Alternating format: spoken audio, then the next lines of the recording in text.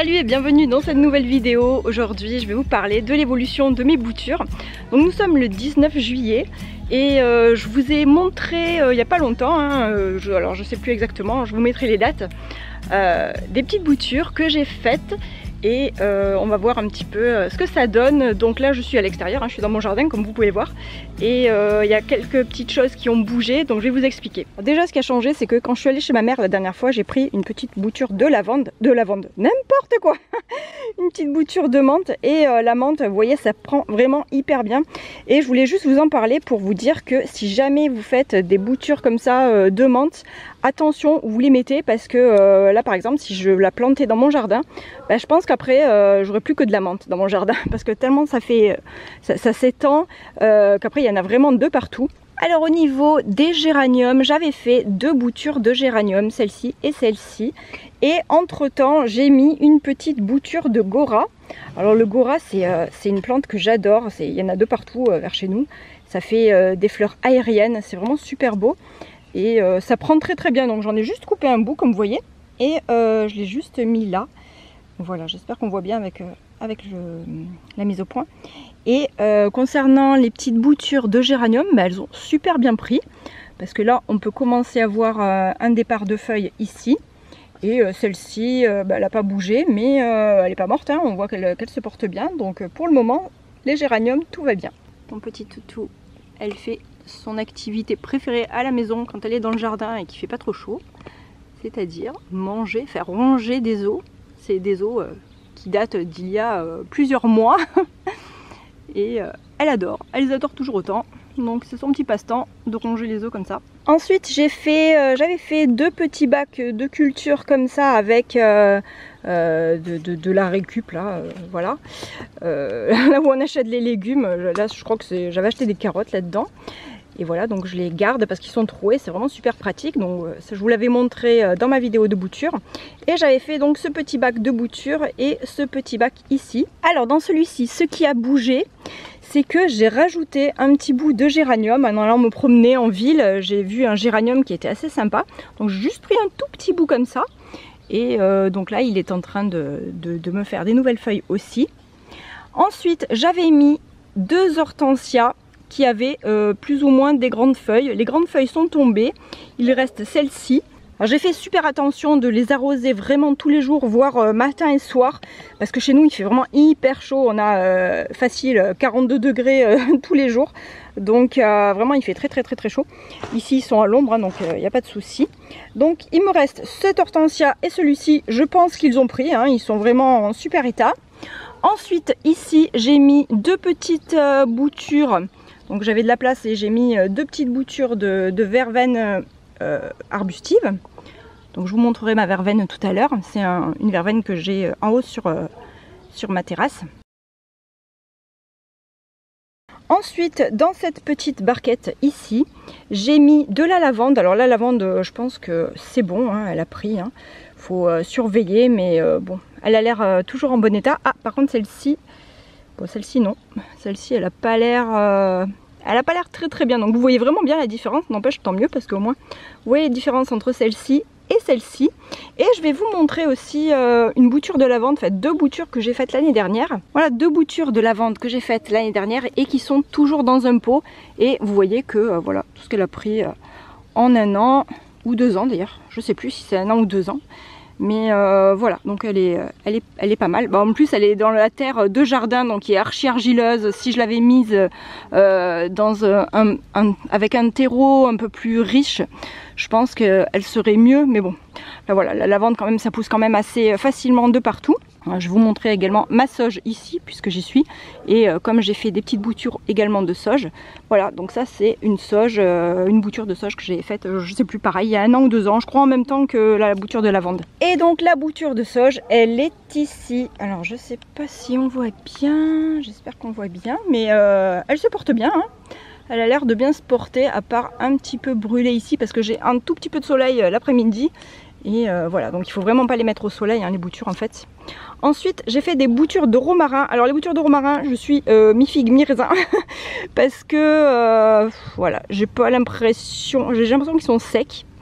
Donc à voir. Peut-être que c'est pas la bonne période aussi pour les faire, celles-ci. Parce que normalement c'est comme les lavandes, là ça prend très bien. Mais bon voilà, là j'ai l'impression que c'est pas très bien pris. Et ici j'ai rajouté deux autres petites boutures. Donc c'est des boutures de sarriette. Donc je vais vous montrer mon pied mère. Donc ça c'est les boutures que j'ai faites donc la dernière fois. Et on peut voir que là, celle-ci, je ne sais pas si on voit bien toujours, mais il y a des tout petits départs là. Alors il faut faire attention parce que si jamais on voit des départs de fleurs, il vaut mieux les pincer. Donc là c'est ce que je vais faire. Si j'y arrive, voilà. Donc j'ai enlevé juste le petit bout de fleurs pour que ça se concentre plutôt sur les racines. Et ma sarriette mère, elle est ici. Voilà, le plan mère il est là avec les fleurs. Et il est vraiment beau, ça sent trop bon la sarriette, j'adore. Ah, je reviens ici parce que là, vous voyez, il y a une plante qui n'a pas du tout pris. Et ça, c'est mon hortensia, alors je m'en doutais, hein, parce que franchement, j'ai essayé plein de fois, j'y suis pas encore arrivée. Il faut peut-être que j'essaye avec en marcotant, je sais pas, je vais essayer d'une autre manière. Mais c'est mon hortensia, hydrangea plutôt vanille fraise. Donc j'en avais fait deux, j'en ai fait une ici puis une autre, j'en avais fait une par là mais je crois que je l'ai enlevée parce que elle était vraiment toute pourrie. Voilà, donc des fois, parfois ça ne fonctionne pas, mais c'est pas grave, il faut toujours tenter et peut-être une fois ça marche et après c'est cool si ça marche. Je vais profiter pour vous montrer mon vanille fraise qui est en fleurs, vanille fraise qui est plutôt vanille hein, pour le moment, hein, qui est vraiment tout blanc. Oh, on voit un tout petit peu de rose ici. Bon voilà, peut-être qu'il va devenir un peu plus rose en vieillissant, je sais pas, on verra bien.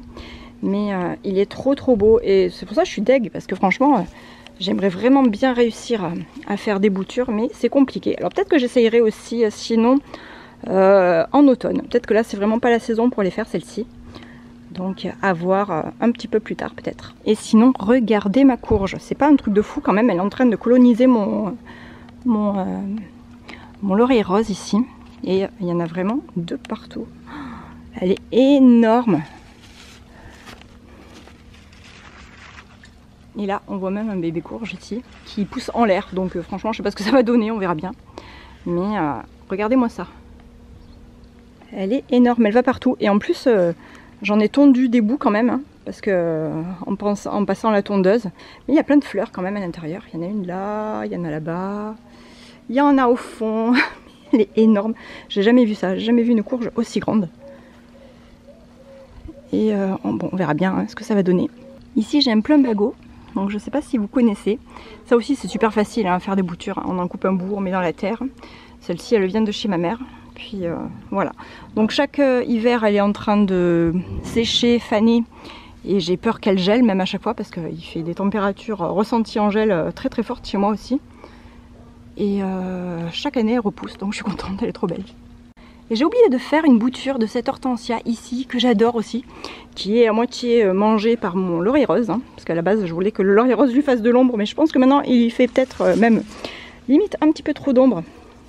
C'est The Bride, il s'appelle. Donc il faudrait que j'essaye d'en faire aussi des petites boutures. Parce que celui-ci, j'en ai qu'un seul. Et c'est vrai que j'aimerais bien le récupérer. Enfin, en avoir un autre. Et surtout, c'est un hortensia remontant. C'est-à-dire que si on le coupe, il refait des fleurs. Donc ça, c'est vraiment super parce que les autres que j'ai, une fois que les fleurs sont faites, ils font plus de fleurs.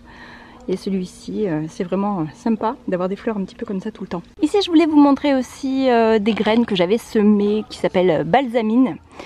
Et ça fait vraiment une super plante. Donc elle est grande, hein. Elle est vraiment très grande, je vous la montre comme ça.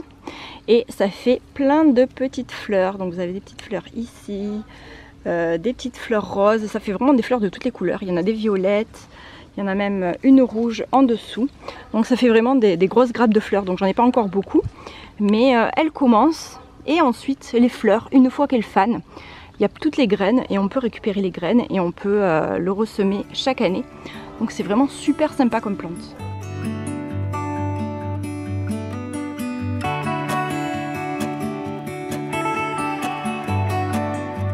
Ici j'ai mon Lagerstroemia. Donc c'est un lilas des Indes qui va bientôt me faire des fleurs. Je suis trop contente, ça vraiment je suis trop contente. Et hier j'ai appris en regardant une vidéo que on pouvait récupérer les graines des fleurs.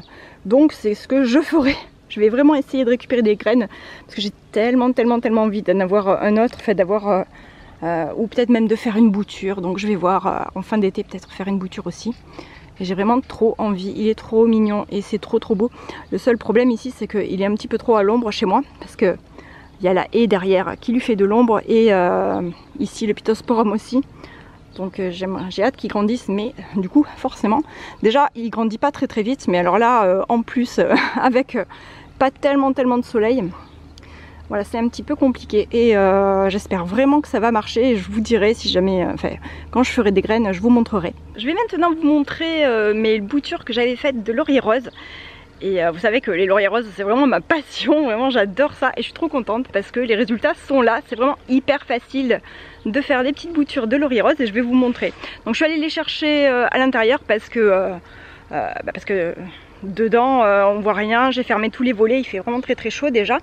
Et donc je suis allée les chercher et je vais vous montrer tout de suite. Et voilà! Voilà les petites boutures que j'avais faites. Donc là il y en a 3 à l'intérieur et je pense que les 3 ont pris. Donc vous voyez, ça fait vraiment un gros réseau de racines. Alors ça prend plus ou moins bien, hein, ça dépend. Donc il y en a une qui est celle-ci, elle a vraiment bien pris. Celle-ci, il y en a un petit peu moins et l'autre, il y en a beaucoup plus. Vraiment ça dépend, ça dépend des boutures.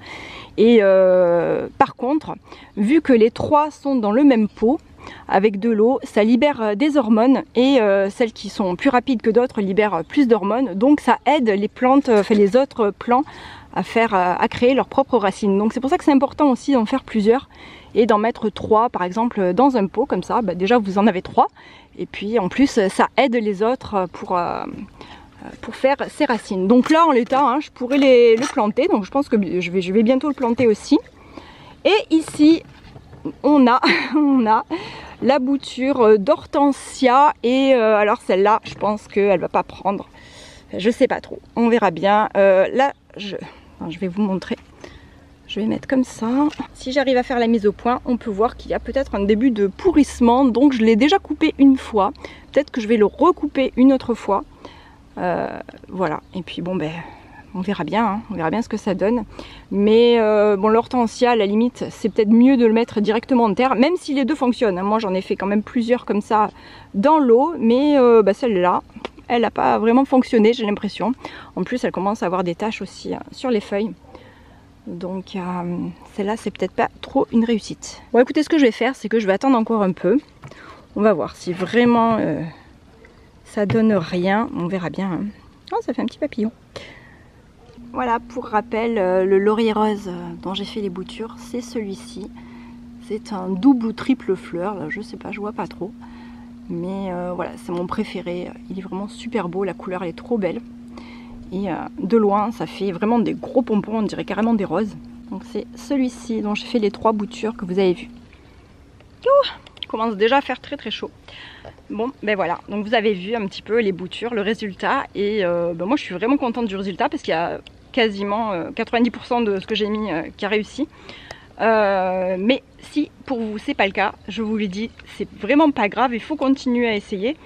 Et puis au bout d'un moment ça finit toujours par marcher. Il y a vraiment plein de facteurs qui entrent en jeu pour que ça réussisse ou pas. Voilà, ça dépend de la plante mère si elle est en bon état, ça dépend vraiment d'un tas de choses, de la terre, de la température. Bon, la température je pense que pour tout le monde elle est quand même assez clémente. Et mais par contre surtout pas au soleil, hein, bien sûr, comme je vous l'avais dit. Et puis voilà, donc à suivre, on verra bien ce que ça donne et on verra bien surtout si j'arrive à faire, si les boutures arrivent à faire des racines.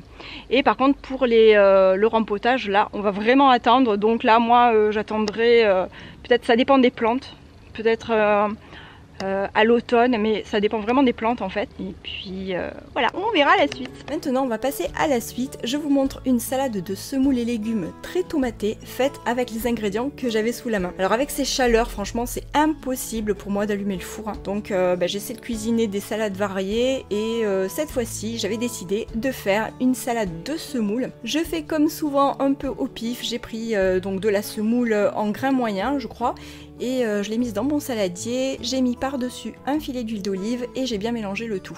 J'ai rajouté ensuite des raisins secs. Alors j'aime bien parce que ça apporte un petit côté sucré-salé à la salade. Et j'ai mis ensuite de l'eau chaude à hauteur de la semoule pour qu'elle absorbe l'eau. Et là évidemment vous ne le voyez pas à l'écran parce que mon appareil photo a décidé de ne pas filmer pile au moment où j'ai mis l'eau. Mais bon, c'est pas grave, hein, vous mettez de l'eau à hauteur et voilà, c'est très bien.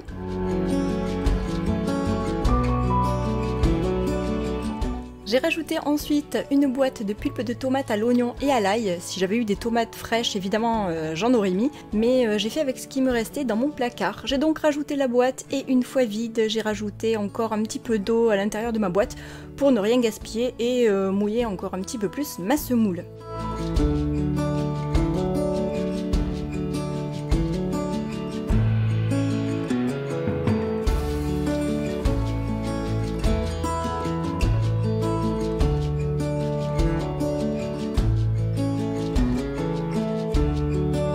Ensuite, j'ai mis un poivron vert coupé en dés et une petite boîte de maïs.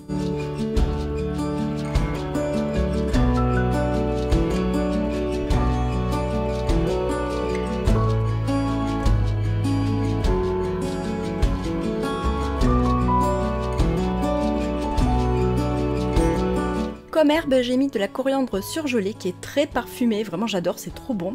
J'ai du persil dans le jardin mais bon il n'est pas encore assez gros, enfin en fait surtout j'en ai plus, il faut attendre que ça repousse, donc il n'était pas assez haut pour mettre dans mon plat.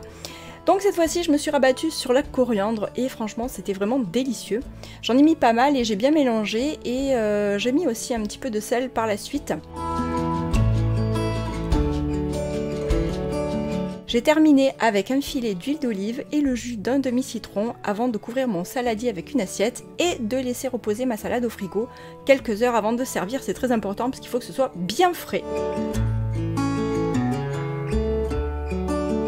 Et voilà, on a mangé la salade de semoule avec un œuf au plat, alors j'avais parsemé de paprika fumé juste par-dessus et de la salade iceberg à l'huile d'olive et à la fleur de sel. J'adore ce genre de salade, c'est ultra vite fait, ça peut faire plusieurs repas, c'est économique et surtout franchement c'est délicieux. Au moment de manger, j'ai rajouté encore un petit peu de menthe ciselée par-dessus, j'avais oublié de le filmer, et quelques brins d'oignon aussi, de l'oignon cru, et vraiment c'était vraiment trop bon. Voilà, c'est à présent terminé, merci d'avoir regardé cette vidéo et j'espère que ça vous a plu. Je vous fais plein de gros bisous, je vous souhaite de passer de bonnes vacances. Moi je peux pas vous garantir que je ferai des prochaines vidéos parce qu'il fait vraiment 50 degrés, je vous assure, il fait trop chaud, même chez moi il fait 30 degrés dans la maison, donc c'est insupportable et je suis obligée de laisser les volets fermés pour qu'on puisse avoir un tout petit peu de fraîcheur. Et donc avec les volets fermés, c'est très compliqué de filmer avec la lumière. Voilà, donc on verra bien. De toute façon, ne vous inquiétez pas, je vous tiendrai au courant, mais dans tous les cas, je vous souhaite de très bonnes vacances, je vous fais des gros bisous et je vous dis à plus pour la prochaine. Bisous!